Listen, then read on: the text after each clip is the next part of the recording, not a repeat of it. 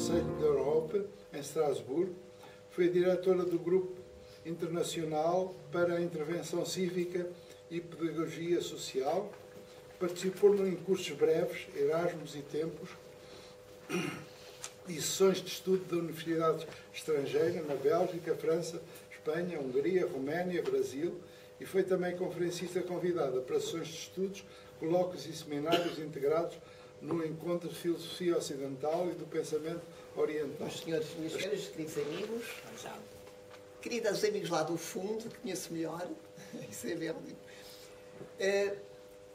Há muito tempo, não és muito velha, há muitos anos que vou falando de ética, que vou estudando ética e que vou falando, mas devo dizer que é a primeira vez na minha vida que falo de ética formalmente depois de jantar.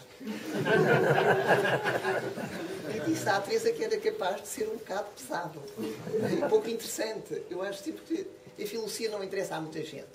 E a minha perspectiva da ética, naturalmente, que é filosófica, porque a ética teórica nasce na filosofia e na Grécia. Então eu ainda por cima também normalmente falo muito e faço cursos longos. E é sempre um bocadinho um constrangimento falar brevemente, mas é o que eu vou fazer, é falar brevemente. De algumas coisas que a mim me parecem que não têm tempo para se falar. Então eu vou tentar dizer muito rapidamente tudo aquilo que disse no título, que me foi proposto no título, Ética e Instituição. O que significa que vou separar duas coisas, ética e pessoa, instituição e moral. E vou dizer isto com a maior rapidez que eu posso. Eu normalmente falo depressa. Só falo muito devagar quando estou nervosa. E o que não é muito pedagógico, falar depressa. Mas os alunos sabem que eu repito muitas vezes e que estou sempre pronta a parar e a ouvir o que é que as perguntas que me põem. Então, a primeira coisa que eu vou dizer é o seguinte, é que todo o ser humano, a grande característica do ser humano é a percepção. A palavra percepção significa, em latim, percorrer e captar. Per capere. E nós, quando percebemos de multiplicíssimas maneiras e ninguém percebe da mesma maneira, todos sabemos isso. E olhando exatamente para o mesmo objeto, para a mesma coisa, para a mesma situação, para a mesma pessoa, ninguém está a ver o mesmo, ninguém está a ouvir o mesmo, ninguém está a sentir o mesmo, ninguém está a ter o mesmo olfato. Dizendo isto, eu divido em grandes grupos, quando tenho que fazer conferências tão breves como esta, há algumas percepções que nós podíamos dizer de uma maneira muito genérica. Há, por exemplo, a percepção da realidade mágica, a percepção mítica, a percepção científica, a percepção religiosa, a percepção artística. Olhando para a mesma coisa, eu posso ser um artista a olhar, ou posso ser um religioso a olhar, ou posso ser um cientista a olhar. Ora, a última percepção que aparece no Ocidente, onde nós estamos situados, é a percepção filosófica. Aparece na cultura grega.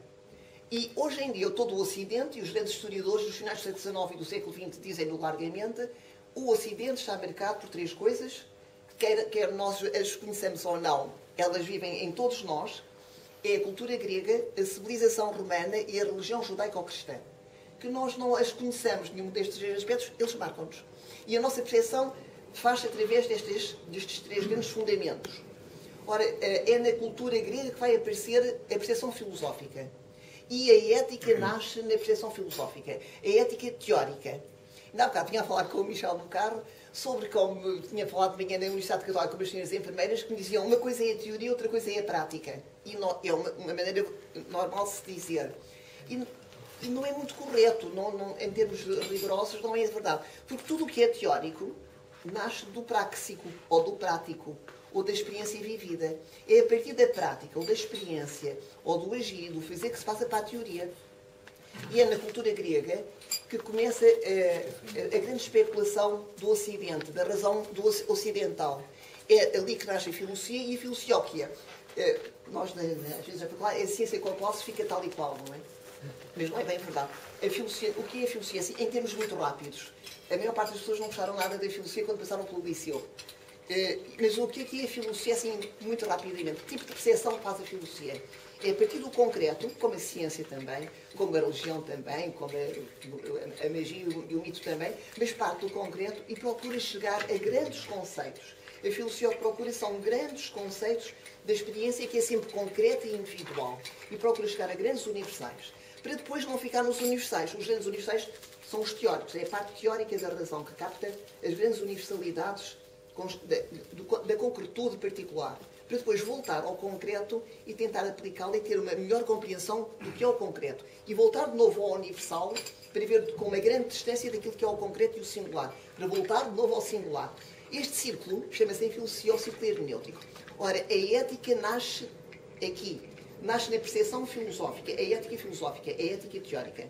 Porque uma coisa é a ética vivida, a ética de cada um de nós, e outra coisa é a especulação acerca do que é a ética vivida. Mas o que foi muito interessante, e a mim pareceu muito interessante, mas nem a toda a gente com certeza, os gregos foram os primeiros a perguntar o que é isto, o que é o comportamento humano. Os gregos perguntaram o que é o saber, o que é a sensibilidade, nasce a estética, o que é o tipo de saber particular das ciências e nasce a epistemologia, o que é a verdade e a validade do pensamento e nasce a lógica. E quando perguntaram o que é o comportamento humano, aparece a ética filosófica. A ética filosófica nasce 300 anos depois da filosofia ter aparecido. Nasce no século IV, com Aristóteles. E a pergunta é esta, à qual Platão não foi capaz de ter respondido completamente. Um grande filósofo como Platão não foi capaz de responder, mestre de Aristóteles, não foi capaz de responder. O que significa comportar-me? O que é o comportamento? Uma pergunta muito simples. Hoje, nos finais do século XIX, a psiquiatria, a psicologia, a antropologia, a sociologia estudam cientificamente o comportamento. Mas até ao século XIX é a ética e a moral que estudam e que é o comportamento humano, que refletem especulativamente, filosoficamente sobre o comportamento humano. E então, qual é a resposta dada por Aristóteles? Agora, aqui é que eu vou tentar ser muito breve. E a resposta dada por Aristóteles é algo que fica no Ocidente até aos nossos dias. O Aristóteles vai perguntar o que significa comportar-me. E eu às vezes faço esta pergunta aos senhores alunos na aula, e é tão engraçado que normalmente eles dizem sempre uma coisa do comportamento, não dizem a segunda. E a segunda foi a mais complexa, foi essa que o Aristóteles estudou muito. O que significa comportar-me? O que é o comportamento humano? Porque se eu fizer assim, posso fazer assim no engenheiro, se eu fizer assim ao senhor engenheiro, isto, por acaso não mexeu os olhos, mas se mexesse era uma reação. Mas não era propriamente um comportamento. Não mexeu, foi uma reação bastante. Mas se eu empurrar alguém, a pessoa equilibra-se. Não é um comportamento, é uma reação. O que é comportar-me? O que significa comportar? E então Aristóteles vai dizer, e para dizer, prefere breve, é agir e fazer, estas duas coisas. Comportar-me é um correlato, que é fazer e agir. Porque para Aristóteles, para Platão, o fazer era tudo o que se fazia com a mão, aquilo que se produzia era o produto, mas o ato não era especulativamente compreensivo. E é a partir de Aristóteles que nós compreendemos que todo o comportamento tem um correlato, ato e facto. E então Aristóteles vai dizer sempre que o que é o comportamento? O comportamento é agir e fazer, e é a tendência natural que tem o ser humano para as finalidades, para os fins. E no ser humano a finalidade é sempre intencional. Sempre não, pode ser reacional.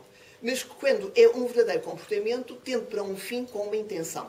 E o fim que o ser humano procura, diz Aristóteles, seja ele qual for, seja mal, seja bem o fim, ele procura, mesmo quando faz mal, procura um bem, procura um prazer. Os prazeres podem ser malignos ou benignos. Se eu achasse uma pessoa agora passasse aqui, caísse e partisse a perna, eu ficasse muito contente, era um prazer maligno. Mas se eu tiver sede de beber, se eu tiver fome de comer, se eu tiver frio e me aquecer, é um prazer benigno. Então Aristóteles vai dizer, nós tendemos sempre para fins e agir e fazer, o ato de agir e fazer, que é uma característica ligada à racionalidade humana, tende sempre para um fim. E o fim pode ser bom ou mau. E entra aqui toda a problemática da ética. É como é que eu realizo, como é que eu tenho para fins bons ou maus. Ou o que é um fim bom ou mau. E foi sempre mais fácil caracterizar o bem do que o mal. Até hoje, até aos nossos dias, até ao século XXI, é mais fácil dizer, desde o tempo dos gregos até hoje, o que é o bem, e é muito mais difícil compreender o que é o mal. Então Aristóteles vai dizer algo que fica marcado também na Idade Média, na Idade Moderna, e que chega até aos nossos dias, e vai dizer todo o homem que tende para um fim tende para um bem, e o bem maior, o bem dos bens, o bem que o homem mais procura, através de todos os meios e de todas as finalidades que realiza, é a felicidade. A palavra felicidade em grego diz eudaimonia. E o Aristóteles sabia naquela altura que a palavra era muito confusa, era apreendida de maneiras diferentes. E parece que é confusa até aos nossos dias. Porque a felicidade, diz Aristóteles, não é igual nem a prazer nem a satisfação. E nós hoje temos largamente na filosofia contemporânea esta grande distinção, prazer, satisfação e felicidade. Três coisas muito inerentes ao ser humano e muito necessárias. Todos precisamos de prazer, todos precisamos de satisfações e procuramos ser felizes. E o que é a felicidade, dita desde os gregos até hoje, ligada ao comportamento, é a capacidade que eu tenho de agir e de fazer, procurando o bem ao nível do comportamento, procurando sair da ignorância. A palavra desvendar, a arleteia em grego, tirar o véu ao nível do saber e ser capaz de alguns prazeres mínimos. O que é a ética procura? É dizer o que é o bem. E então, muito rapidamente também, o Aristóteles diz-nos alguma coisa que São Tomás repetirá e que chega aos nossos dias, e todos os filósofos, não estou aqui a citar os filósofos todos para não incomodar. Vai dizer, o bem de cada um é a procura de um fim mesurado, de um fim equilibrado, de um fim que não seja nem excessivo nem defeituoso. E ninguém tem a mesma mesura. É a grande dificuldade. Porque a ética, caros amigos, é a mesma coisa que paideia em grego, é a mesma coisa que educação. O que é uma pessoa educada ou uma pessoa ética é aquela que é capaz de procurar, de caminhar, de encontrar equilíbrio. Mas o equilíbrio, nós sabemos que não é igual em ninguém. A procura da mesura não é igual em ninguém. Então, e o que é mau? É o excesso e o defeito da procura dos fins. Um exemplo muito rápido, eu ouvi o vosso código de ética, que é um código realmente cheio de virtudes, e o Aristóteles, desde os gregos aos nossos dias, o que é a procura de bem? É a procura de um equilíbrio. Por exemplo, eu posso tentar ser todos os dias da minha vida generosa, partilhar o que tenho, dar do que tenho, ajudar, ou posso dar tudo o que tenho e ir pedir depois à minha mãe que me paga a renda da casa e à minha sobrinha que me paga a gasolina. É um excesso em relação àquilo que eu posso fazer. Quando sou excessiva ou defeituosa, não dar nada a ninguém porque me pode faltar, mas quando sou capaz de encontrar um equilíbrio no comportamento, nem excessivo nem defeituoso, posso, por exemplo, fazer atos de coragem, e a gente faz atos de coragem todos os dias da vida, desde que se levanta até que se deita. Não é só em momentos muito importantes. Mas entre um ato de coragem que se possa fazer, ou um excesso de coragem, por exemplo, uma temeridade, imaginem os senhores que estavam ali uma pessoa com uma pistola e eu dizia, esperem aí que eu vou ali e tiro-lhe a pistola. Era uma temeridade, porque eu não sabia fazer isso. Apanhava logo um tiro e morrer. Não valia a pena. Entre uma temeridade, ou é um excesso, ou um defeito, dizer, meus amigos, eu agora fico aqui debaixo da mesa a resolver um problema, que seria uma cobardia, a coragem. Então, eu dizendo isto ainda mais rapidamente, a procura do bem é sempre uma procura constante e necessária de equilíbrio humano, do equilíbrio de cada um, da mesura de cada um. E como é que eu chego lá? E uma vez mais, a filosofia vai-nos dizer, ao longo destes séculos, que chego através de uma capacidade que é da razão humana, que é chamada phronesis em grego, prudência em latim, sabedoria em português, que não é a mesma coisa que o saber. O saber é uma capacidade intelectual que eu tenho para aprender, para descobrir, para inventar, para conhecer. Isso é o saber. Chama-se sofia em grego.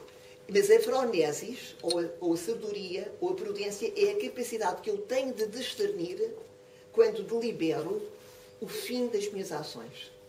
Por exemplo, a criança ainda não a tem, não é? Portanto, para chegar a fins mesurados, eu preciso primeiro de deliberar. É o problema da televisão, os prós e os contras. Ver por aquele caminho quais são os prós e os contras. É uma espécie este discernimento é a deliberação, que não é igual à deliberação jurídica, não se aplica com o mesmo termo. É a deliberação, em si é a decisão. A decisão é a capacidade de pôr os bens para chegar aos fins.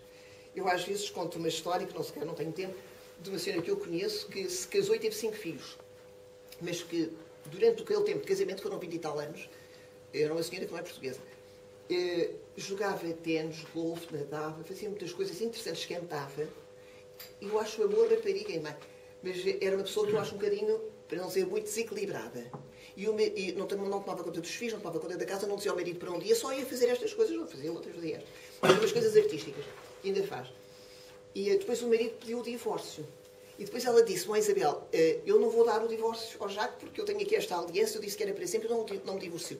Depois eu ouvi, e é um exemplo que me ficou para toda a minha vida, porque um casamento, como qualquer outra coisa na vida, tem que ser, como qualquer ato na vida, vir para aqui hoje para falar em 20 minutos de ética, é preciso ser deliberado e decidido. Esta minha amiga, eu penso que deliberou casar-se, mas não decidiu. Porque a decisão é pôr os meios para chegar aos fins. Está ligada à vontade humana. E o que acontece é que a vontade está ligada à afetividade também. E normalmente em todos nós é muito difícil de equilibrar. E nós às vezes podemos ver bem, podemos deliberar bem e não ter capacidade de decisão boa. Não decidimos para ver não pomos ali toda a força para chegar àqueles meios. E foi o que aconteceu, penso, esta é a minha amiga. Outra vez é o contrário. Há pessoas que decidem depressa, são capazes de pôr os meios todos para chegar aos fins e deliberam mal. O meu pai dizia que estava de estúpidos trabalhadores. Porque trabalham, mas não fazem um bom discernimento. O agir humano é sempre uma deliberação, uma decisão para uma finalidade. Desde os gregos nós sabemos esta capacidade da procura humana, de agir e fazer, tal como o ato. Qual é a diferença entre agir e fazer? Qual é a diferença entre um ato e um facto? Eu dou o exemplo de Aristóteles, que é sempre fácil. Se eu pregar uma bofetada em alguém, vou por caso ao contrário. Se alguém pregar uma bofetada a mim, é um ato ou um facto? É tão exato perguntar isto à gente nova. Se o seu doutor me der uma bofetada, é um ato ou um facto? As duas coisas, naturalmente. São as duas coisas. Claro.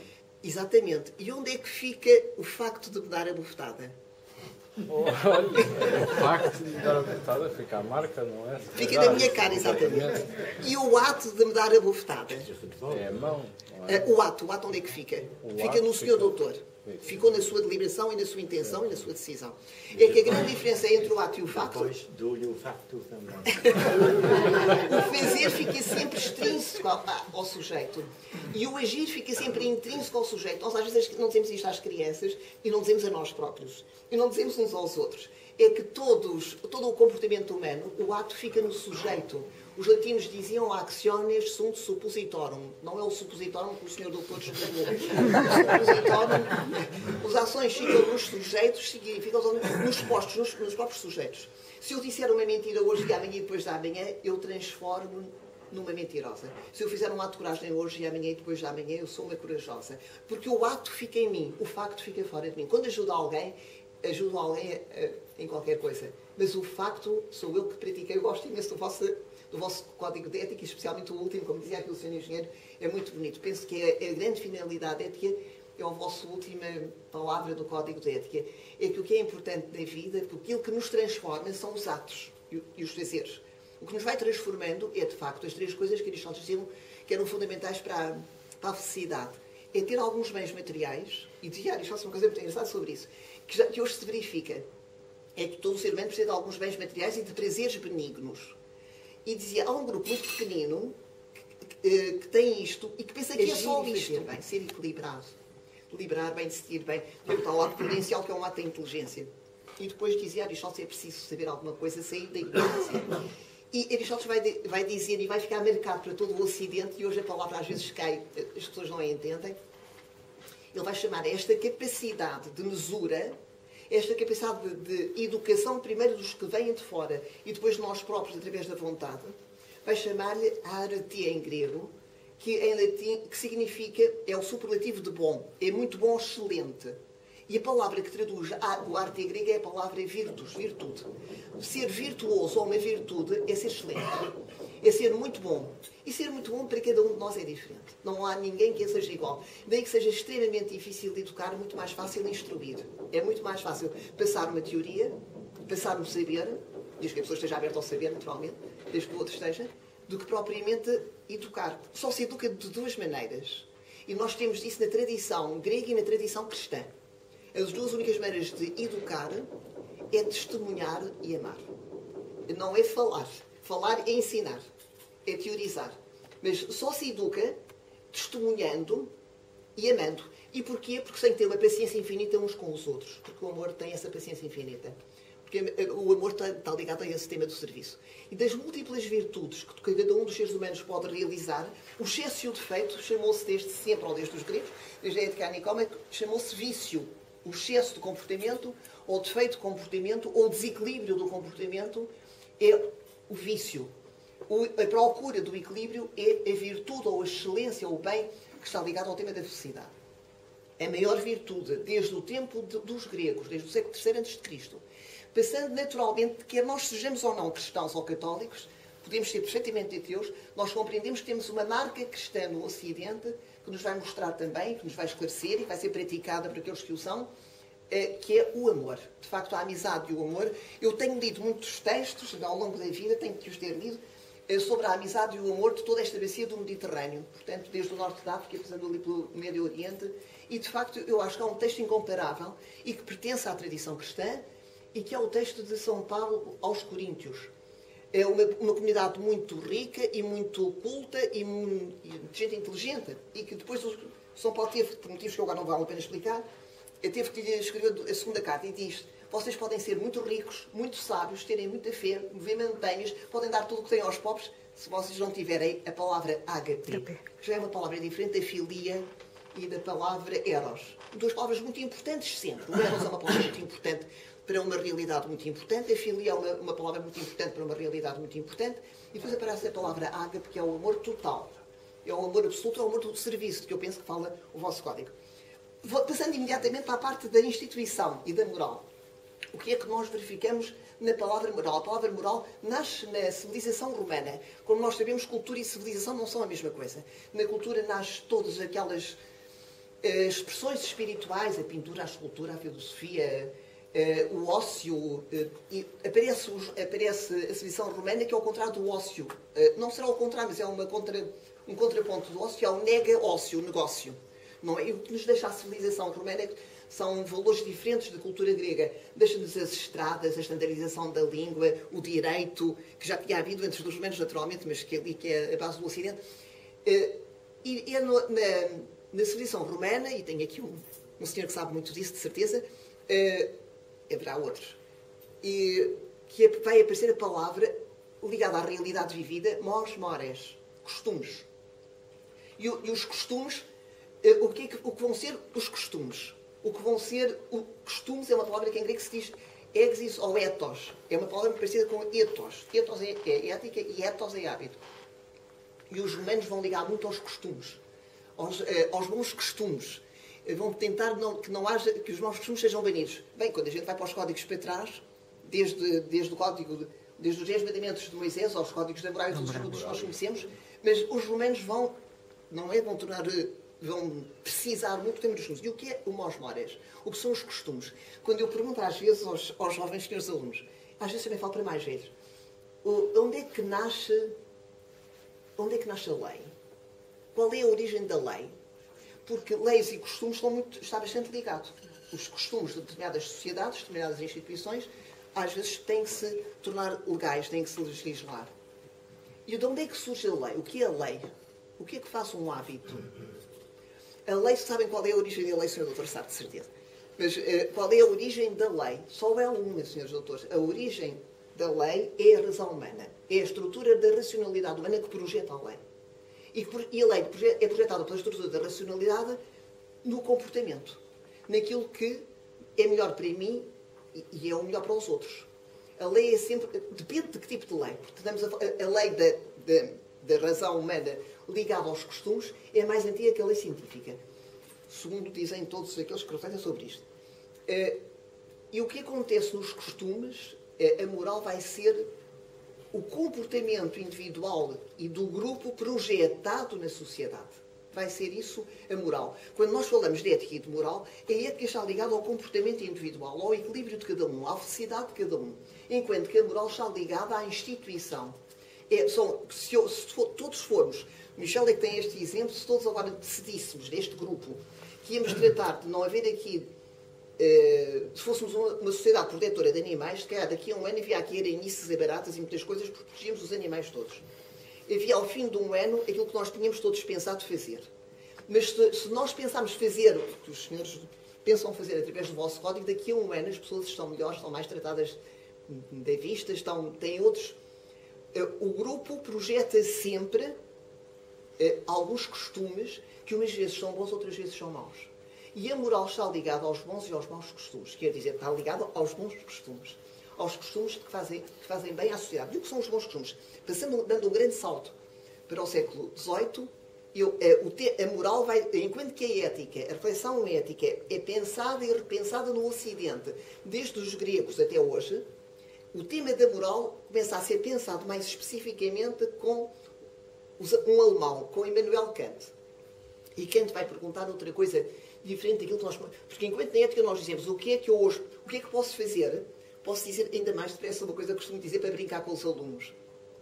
O Aristóteles chama a definição de virtude, ou de ação boa, que é fazer o que devo no momento em que devo, a nação que devo e do modo que devo. Eu vou repetir. Fazer o que devo no momento em que devo, a nação que devo e do modo que devo. É uma célebre definição aristotélica. E o que é que eu devo? É aquilo que me diz a razão e a minha sensibilidade.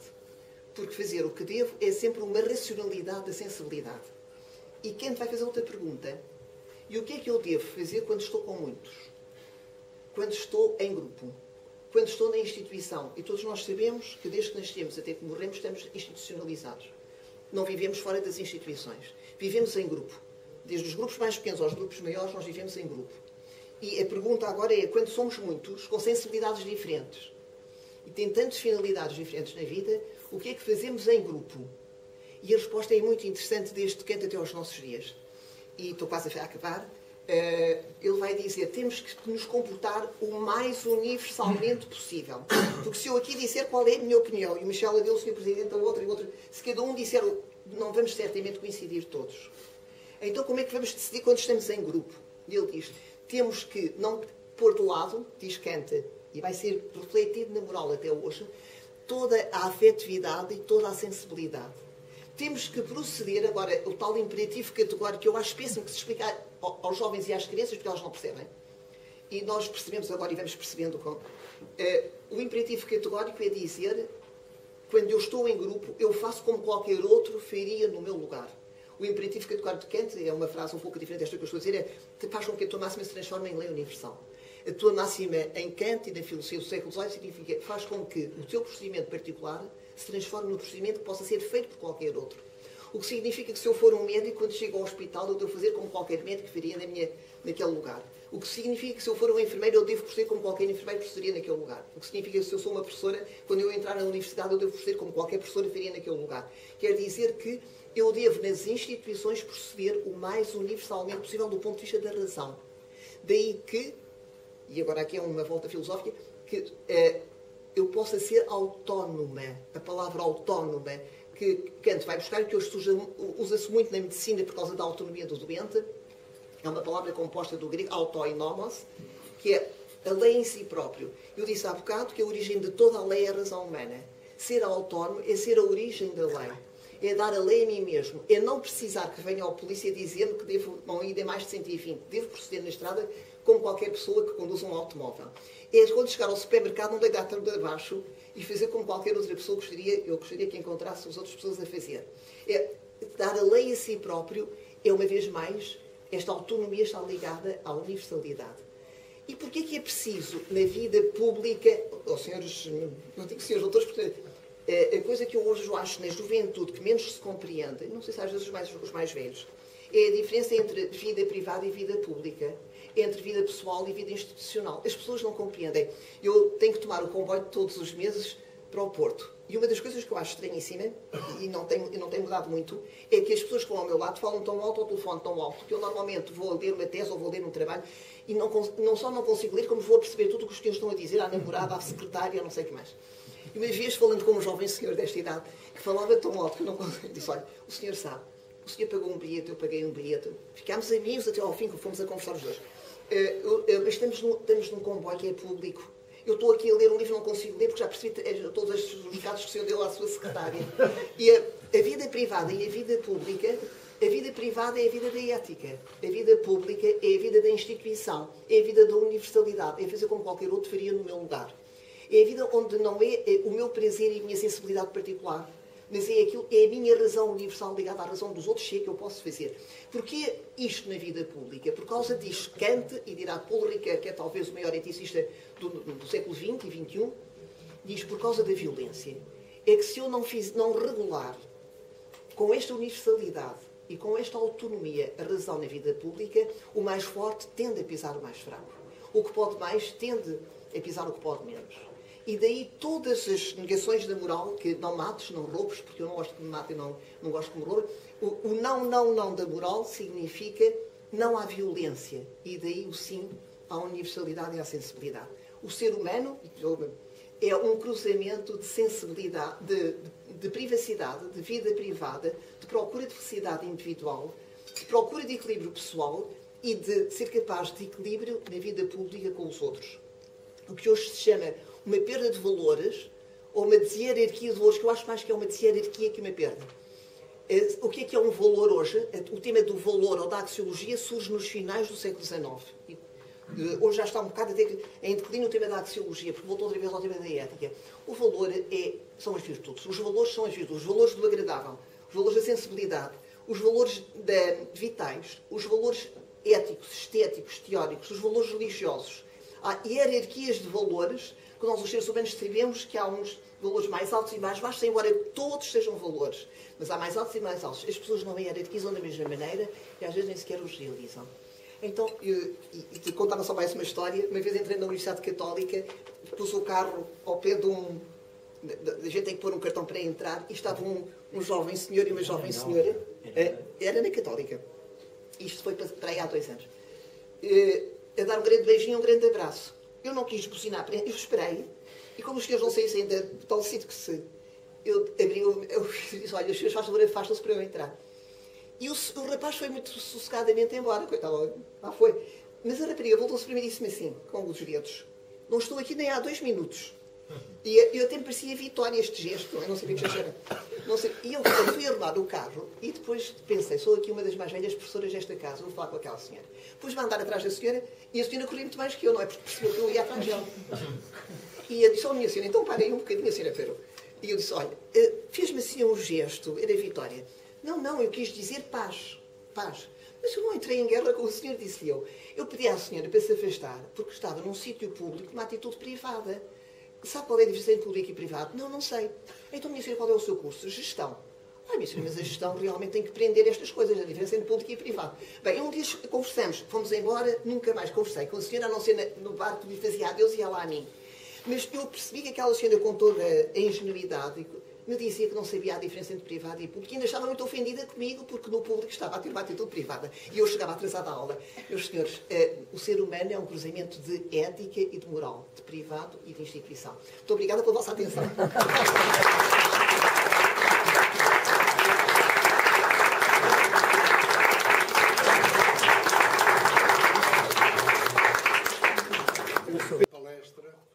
Eu tive algum receio. Lembrei-me de umas aulas de filosofia com o meu feitio matemático, que eu não percebia nada, ainda hoje não sei bem o que é um silogismo. Do Dr. Santana Dionísio, que era um belíssimo professor, tentava, mas não conseguia. E hoje ouvi uma palestra riquíssima, de uma forma que eu entendi tudo, o que é difícil para um matemático. Acho que é complicado. Sra. Professora, estamos encantados e vou-lhe oferecer uma modestíssima... Depois da nossa convidada, a professora doutora Maria Isabel Renault, realmente fez aqui uma lição de ética e está preparada para entrar nos lines, sim. Um momento alto em qualquer assembleia, a entrada de qualquer companheiro no nosso momento leonístico. E queria dar os parabéns, tanto à companheira Maria José Ventura, como do companheiro João Ventura, e que sejam felizes neste clube, no nosso movimento. Realmente este clube é um clube de excelência. E sendo um clube de excelência, com certeza vão ser recebidos com a maior estima, da melhor consideração, num ambiente ótimo, vão ser felizes. É uma família nova que vão ter. Nós realmente temos uma relação inter-companheiros de família e de interajuda, e com certeza vamos também ajudar a comunidade, e é para isso que estamos aqui, fazer atividades para ajudar a comunidade. Mas queria realmente dizer aos companheiros que entraram numa família de 1.300.000 sócios que temos a nível mundial. E são mais 2 importantes realmente que entram, porque o nosso Presidente Internacional preza muito este ano que nós conservamos os nossos sócios atuais, com também motiva os clubes e os presidentes de divisão e os presidentes de clubes a que entrem novos sócios. Realmente saíram alguns, que é natural, pessoas que realmente entraram em situação de conformismo, e é preciso nós realmente, de novos sócios, até vou dar aqui uma frase que eu tomei nota, que nós muitas vezes andamos à procura do equilíbrio, que foi dito, e muito bem, pela sua professora doutora, do equilíbrio. Por isso, dou os parabéns tanto aos companheiros, como dou os parabéns ao clube por ter mais dois novos companheiros, que é importante para engrandecer este clube e o leonismo, em particular, em Portugal. Muito obrigado a todos. Sejam felizes.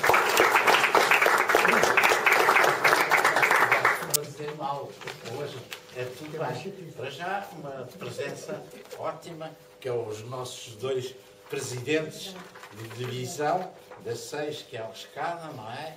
E o companheiro Escada, e o da divisão 7, que é o companheiro Antunes. O que é sempre ótimo, porque senão fechamos sempre muito em nós próprios. E temos a nossa companheira, que é presidente do Lisboa Centro. E do Belém. Temos a companheira presidente do Lisboa Belém. Ótimo. Quer dizer, temos quase Lisboa toda aqui. Entretanto, também há que enaltecer o ter havido a entrada de 2 novos companheiros. E como a secretária, a companheira Teresa Foucault, até foi uma coisa nova. Porque realmente a gente está sempre em mudança, não era o Hipócrates que dizia a única constante da humanidade é a mudança. Não é? Se não era o Hipócrates, era um grego qualquer. O Heráclito. Era o Heráclito. Era também um tipo dessa altura. Mas, portanto, até Era o Heráclito. entrou um casal pela primeira vez. Esperemos que continue.